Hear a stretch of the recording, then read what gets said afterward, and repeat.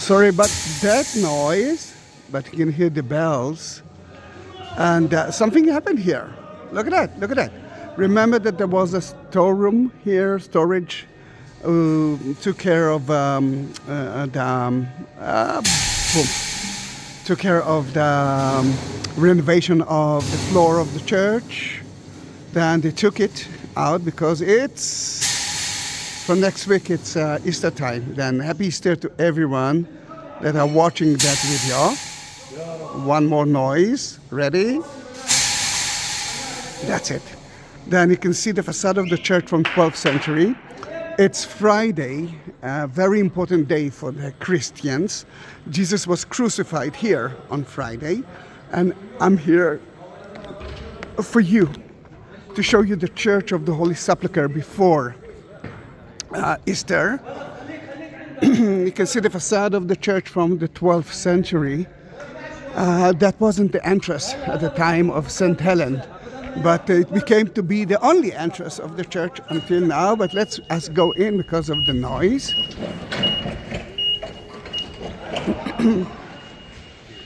I wanted to see that one of the Via Dolorosa stations, a 10th station. It's where they stripped him from his clothes. Sadly, no one can enter there. I was there only once in my lifetime, or twice in my lifetime. But the church is supposed to be or totally empty, or full with Israelis or foreign workers. Let's climb up to the Golgotha, but before that, we are blessing Fred Detro with a Latin cross with the soul of the whole city. Let's wait for the lady to go out from the entrance. This is not the exit, but we are climbing up to the Golgotha, to the Calvary. It is totally empty, which is good for you, Fred. We enter through the Catholic part. In the Catholic part, this is the 10th station of the Via Dolorosa. We saw it from the outside. That used to be one of the three entrances. If you'll take that cabin, you will see that we are talking about a door that was sealed by Saladin. And from that time, 12th century, 13th century, it's the only entrance to the we enter through the only entrance to the church. In that chapel, in that Catholic chapel, you can see two more Via Dolorosa stations. The first one is nailing to the cross, and you can see that they renew the Medici altar, and that is where they nail him to the cross. You can see Jesus. It's Easter time, my friends. This is reality. Mary, the mother, is watching her son, and Mary Magdalene is anointing the legs of Jesus.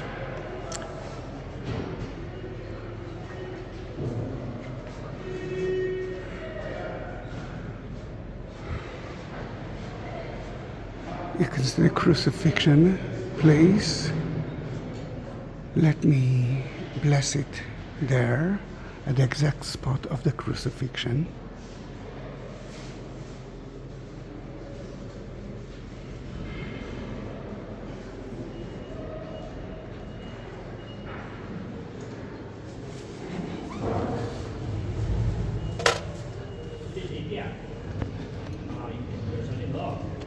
I'm touching the bedrock and purifying that.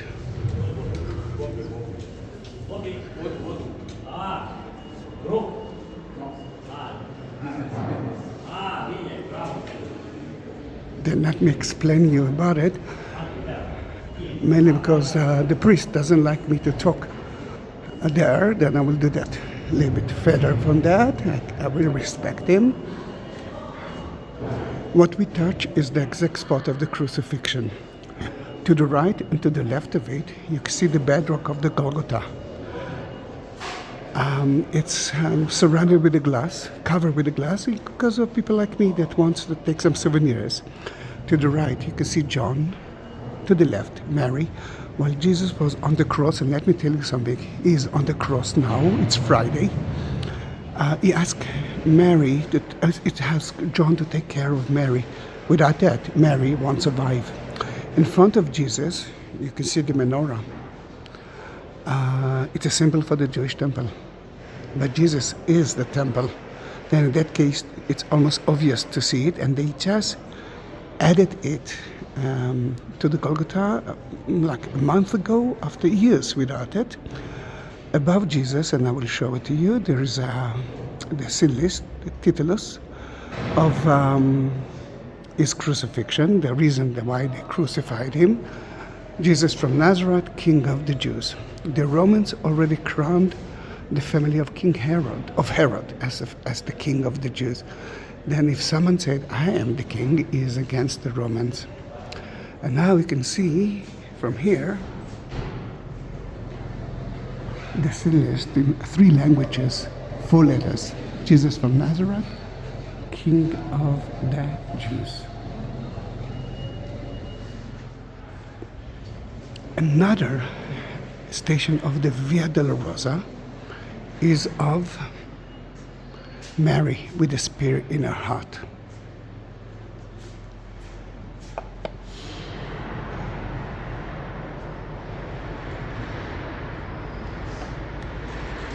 Let me just bless it here as well.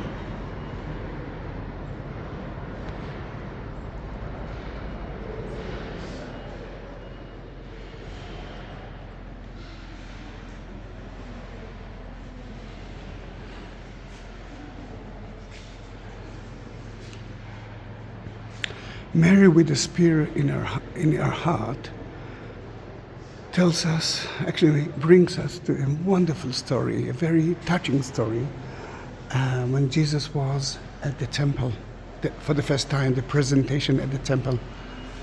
And Saint Simon told his mother, Mary, your son will die in front of your eyes. It will be so difficult. It will be like a spear will enter to your heart.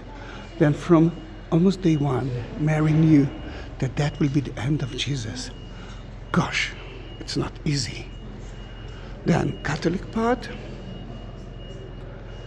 Greek Orthodox part, and not a lot of tourists. The mosaic is quite new, from 19th century. The church was burned down in 1808. Then everything's new except of that mosaic of the Ascension, 12th century mosaic. Let's leave the Golgotha from a beautiful Greek Orthodox chapel. Look at that. Totally different kind of language. And from above, you can see, I think for me, one of the most important places, and this is that stone. We will talk about that stone soon. And the tomb is right there. Now, the tomb is next to the Golgotha, according to the book of John 19. The tomb belongs to a garden of a rich man, Joseph of Arimathea, who gave Jesus his own tomb. Next to the tomb was the Golgotha, and that is where the Romans used to crucify the people. It actually tells us, oh, look at it actually tells us that it was outside the city. Then the garden might be outside the city as well. Let's leave the Golgotha.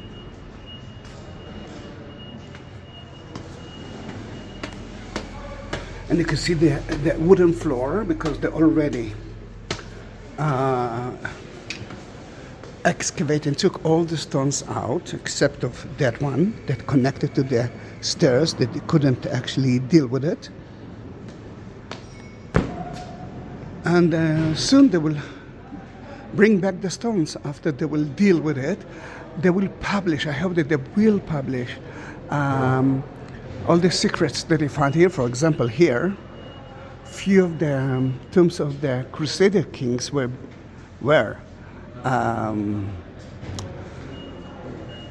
sadly the Greek Orthodox after 1808 cover it, destroy it. I don't know. We don't know. I'm sure that they already knows. You must understand that the Crusaders and the Greek Orthodox weren't friends. When the Crusaders came to here, they actually killed a lot of the Jews and the Greek Orthodox here in Jerusalem. Then this is the Golgotha.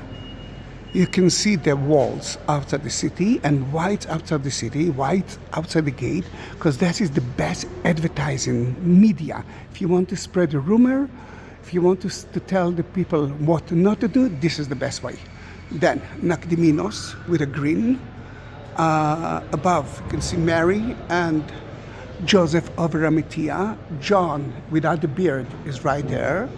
And the women, one of them, as I believe, is Mary Magdalene. I believe that one that anointing his hand now. Golgotha, from the word skull, in Hebrew, in Aramaic. And just like the Jew, like every Jew today, they will bury them at the same day, if it's okay. Usually the ultra-Orthodox will bury them at the same day, and that's before sunset, because sunset, it's the end of the day. And they will purify the body. Then this is the anointing stone. You can see Joseph of Arimathea and Nakdiminos. John is kissing his hands. The women, that is for sure Mary Magdalene, because you can see the hair of her. And this is Mary the mother.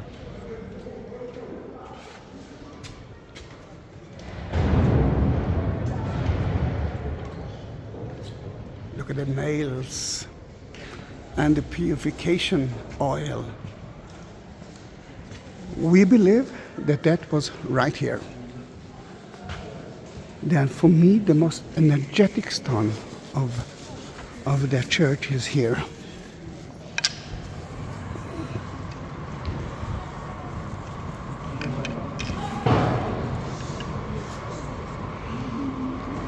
The energy is so strong now. Now, look at that ladder. It's a Catholic ladder. The church belongs to the Orthodox churches, mostly to the Greek, to the Armenians, and to the Catholic. Can you imagine what will happen to your house if it will be owned by so many denominations? When they signed the status quo agreement, the 19th century, the ladder was there. Then in that case, the ladder is here every year from Ash Wednesday until Pentecost. Are they going to do something with that ladder? Not at all. Not at all. Then it's right there. But what I want you to see is the tomb of Jesus. You can see that it was a cave. That is not what you're going to see now. We are at the Armenian chapel, and if you will climb up, you will reach the second Golgotha. And John the Baptist, which is his name, but in the Armenian version, is always here, and he's such a nice monk. According to tradition, it's not a tradition. According to reality, the light here is from the holy fire of Easter Saturday of Armenian and Greek Orthodox. Then all the candles here are lit from the holy fire. And according to what they believe is that if you will touch it, nothing will happen to you. Then let me bless your cross as well. Again, I know that you might be not Armenian, but the energy is so strong here, and this is the reason I'm doing it. I believe in energy. I can buy it in so many places. This time I bought it in a Catholic church. It's a Latin cross. But you can buy it, I'm sure that you can buy it in Europe and America as well. But the energy in it makes that huge difference. Guys, this is the tomb of Jesus, but it's a new structure. You can see that he's filling the oil into the lamp.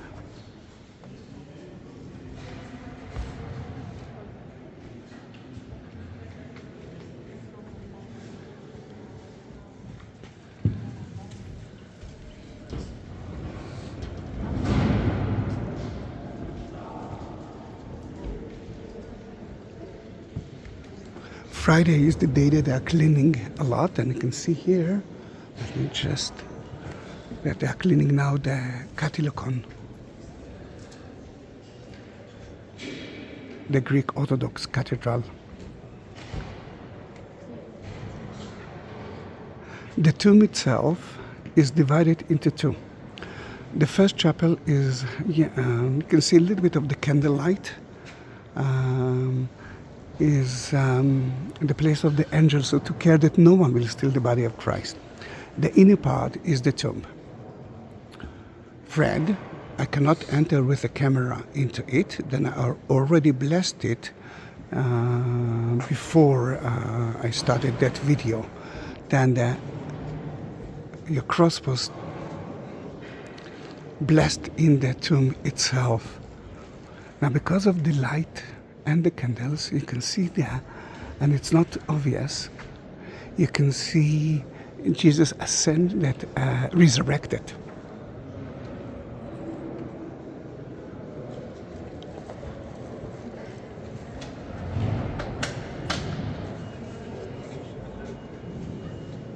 All right, that was an Armenian guy, John the Baptist, remember?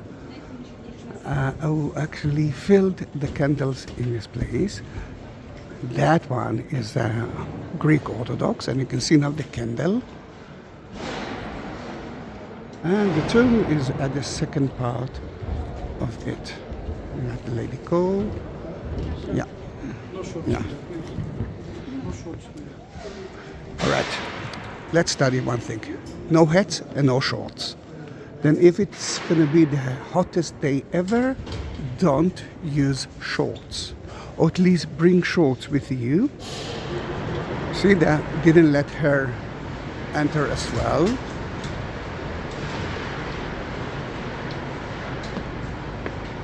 Now, am I sure that this is the tomb of Jesus?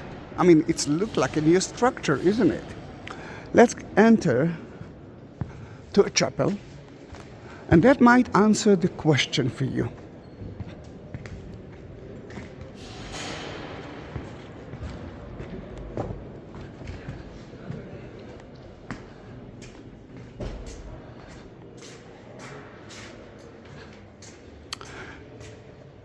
We are a week and a half from Easter. Now that room doesn't look like a beautiful room, isn't it?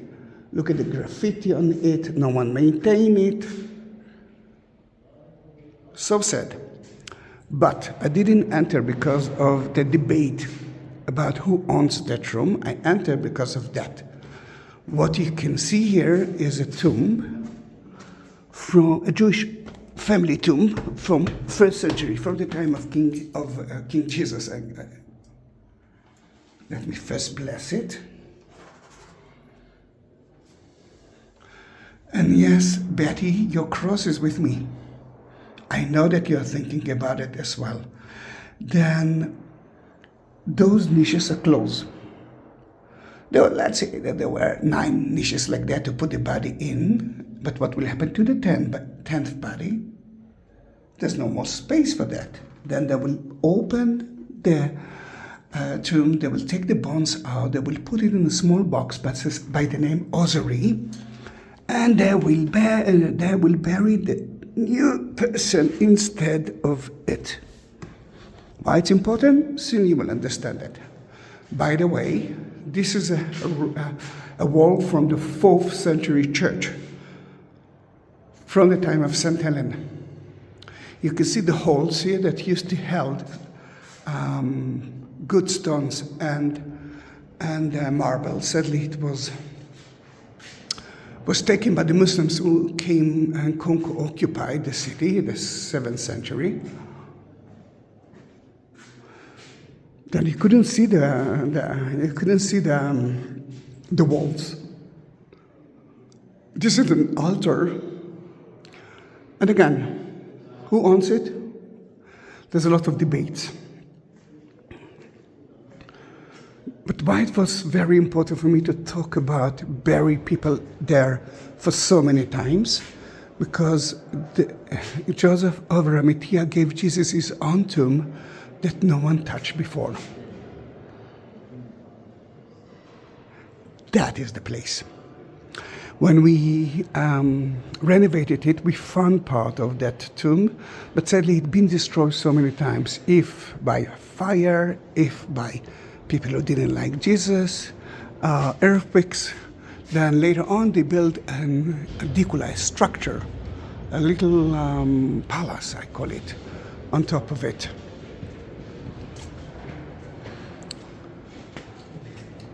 Egyptian chapel.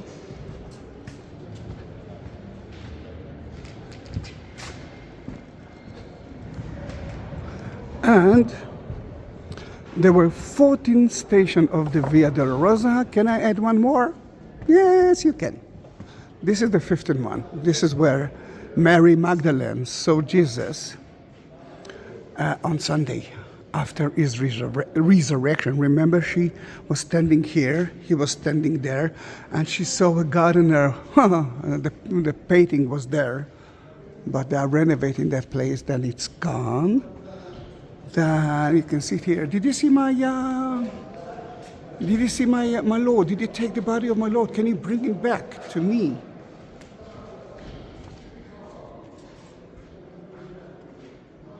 You can see the beautiful organ. Now, if you notice, the church doesn't look like a regular church. It was destroyed and built together, so many layers. For example, that wall is from the 4th century. Beneath it, it's the wall from the 2nd century, built by Adrian when he built here a Roman temple. And look at the columns, different times.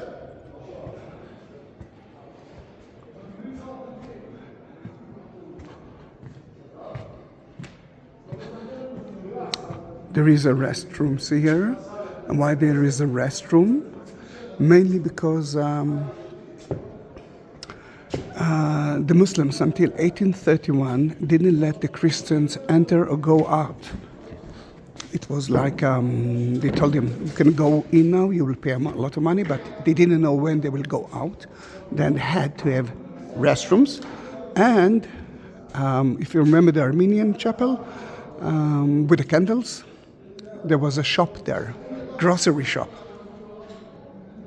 This is the prison of Jesus. Now I love to be here on Friday because you can see the light. There will be so many ceremonies, especially when it's the last Friday of Lent. It's the 4th week of the Lent. And then when Jesus came to here, before they crucified here, he had to be somewhere. And this is his prison inside the church. But, guys, it wasn't a church at that time. The church was built only in the 4th century. You can see where the legs were.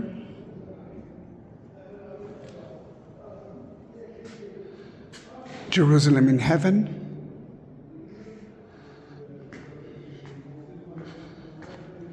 If it's okay by you, let me take you to see a few more chapels. I'm doing it first because I cannot stop. It's such an important event for me. It's Easter time, or soon it's going to be Easter time. It's Lent time, the end of Lent time. And there's no one here, and there's a lot of light. Then why not? Greek Orthodox chapel. Oh, they won't let me enter now. It looks like they are cleaning the Armenian. I wanted to go there. But I will describe everything from here.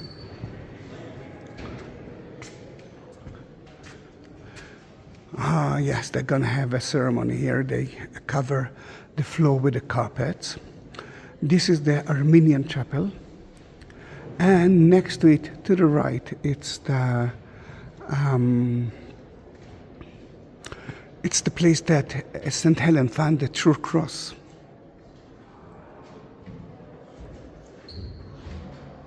But at least we could see everything and see the light. Everything is so beautiful.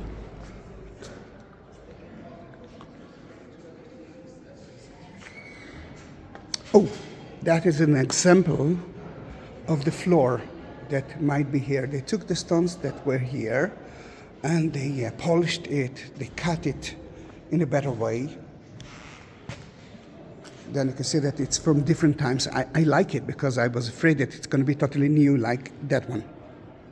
Now why that's new, why that's not like here, because this is a Greek Orthodox chapel and they can do whatever they want. What they're doing, they're replacing the floor of the public areas. It took them hundreds, I don't want to say hundreds of years, it took them a lot. Remember that we've been at the Calvary, the Golgotha? This is the lower part of it. And before you will ask me, and I want to show you at least two more places here. If you want to have your own cross, it's not a problem at all. First of all, you can ask me, you can write me a comment and I will send you the link for it.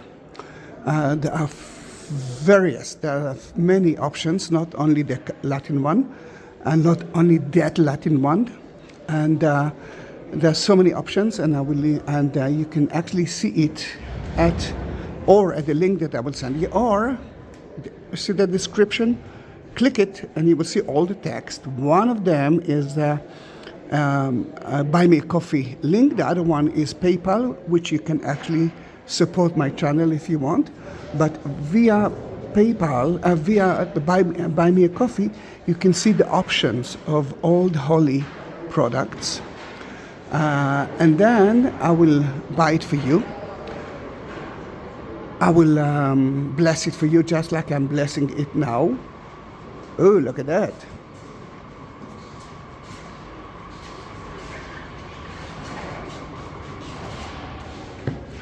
Renovation. And of course I will send it to Fred. It's not mine.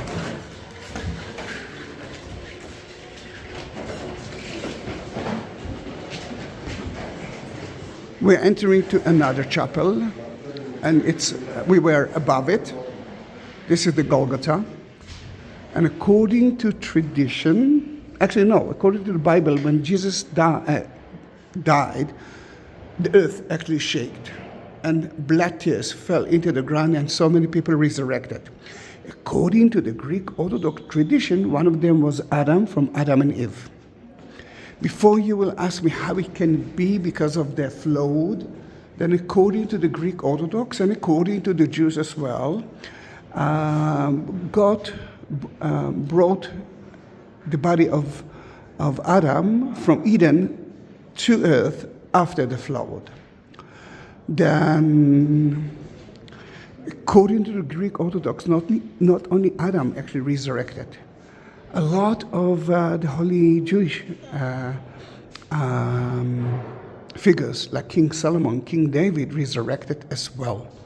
I don't know for how long, but they did. Then this is the chapel of Adam for the Catholic of us. This is the tomb of Baldwin I and II, and actually beneath it, I don't know what's happened with that. I remember that is a new edition from 1808 by the Greek Orthodox, that if they destroy it or not, I don't know. I tried to figure out, I didn't.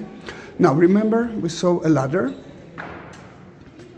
Then let me show you another ladder and another story.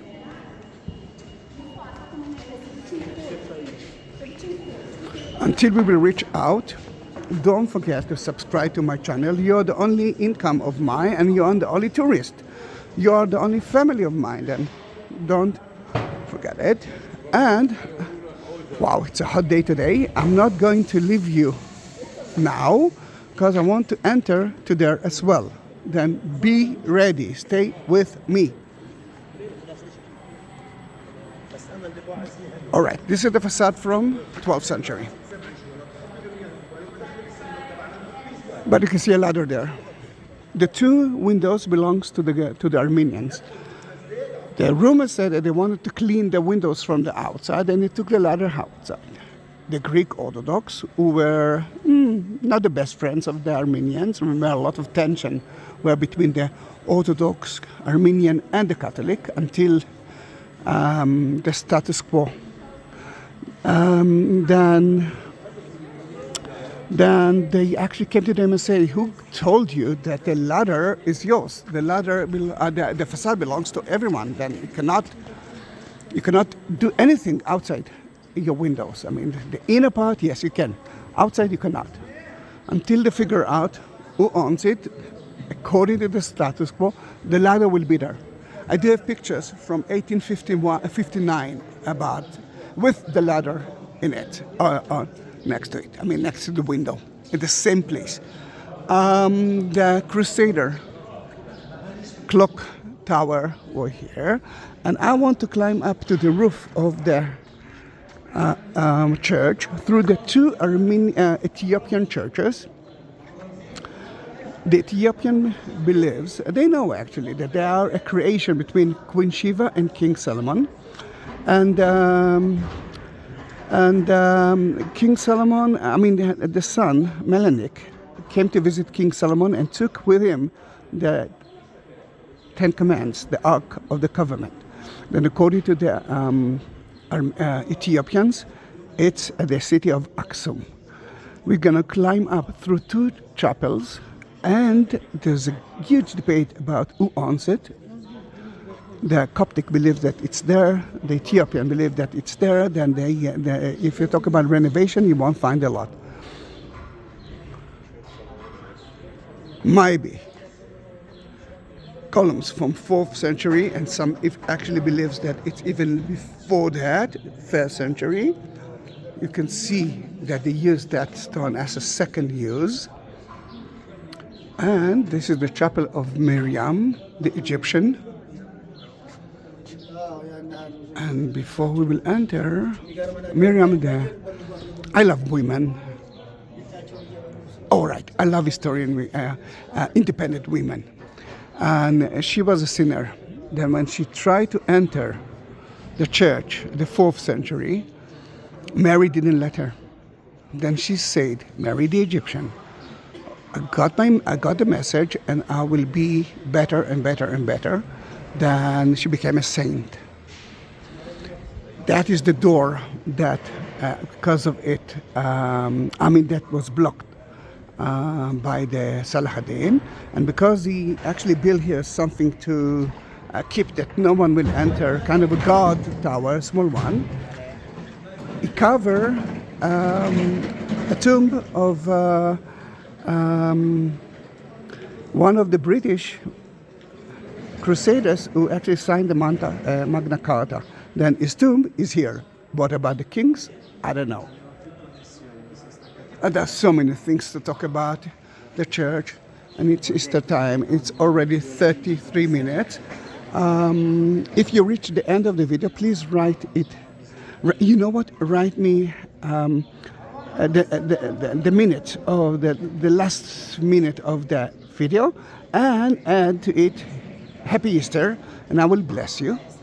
Then let's enter through those two churches.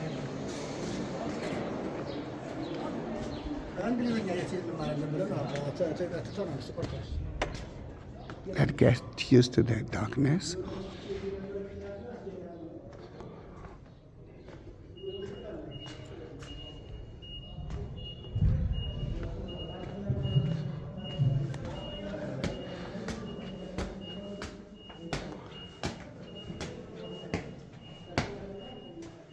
Second chapel.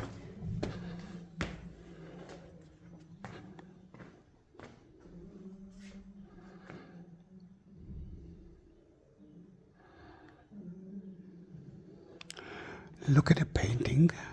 Queen Sheba visiting King Solomon.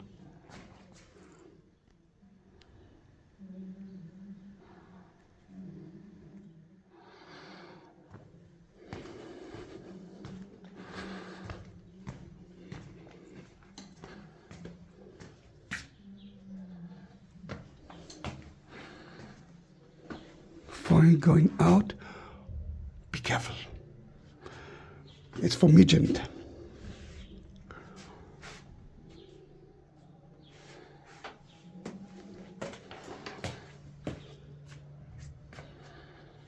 And we reach the roof of the church.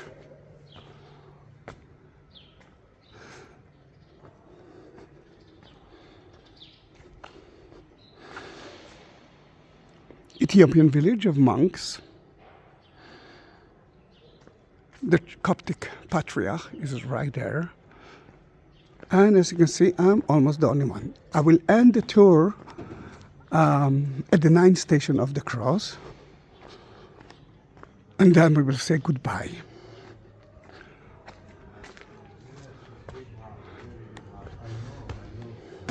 I feel she's... If you know James, Yaakov, that's where he lives. 9th station of the cross is where Jesus fell for the 3rd time. And this is right here. Guys, thank you very much for being with me. Fred, Detro, I hope that you liked your video. And I will send, I will usually send the crosses just after you're watching the video to be sure that everything is okay. Thank you very much for being with me. Bye-bye.